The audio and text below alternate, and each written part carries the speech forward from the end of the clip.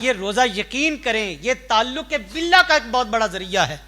रोज़े से अल्लाह का कुर्ब नसीब होता है, रोज़े से अल्लाह का विसाल करीब होता है, अर्श वाला बड़ा ही करीब होता है जो उसकी रज़ा की खातिर। मैंने कहा रोज़ेदार के लिए हुजूर का फरमान है, रोज़ेदार के लिए दो खुशियाँ रोज़ेदार के लिए। एक खुशी इफ्तार के वक्त दस्तरखान सजा होता है, दिन भर भूख और प्यास की वजह से जब इफ्तारी करता है तो बड़ी लज्जत नसीब होती है, बड़ा लुत्फ नसीब होता है।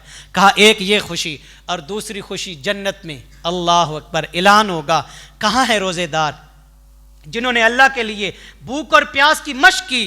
अल्लाह अकबर ऐलान किया जाएगा तुमको जन्नत दे दी। अर्ज़ करेंगे बारे इलाहा तेरा इनाम है, तेरा करम है, तेरा फजल है, इससे बड़ा इनाम क्या। आवाज़ आएगी तुम्हारे साथ वादा किया था, अस्सौम ली व अना अजज़ी, आओ आज बेहिजाब अपने रब का दीदार कर लो। ये है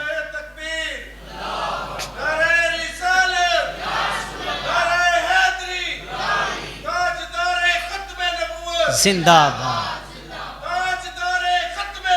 जिंदाबाद जिंदाबाद। लब्बैक लब्बैक या रसूल अल्लाह, लब्बैक।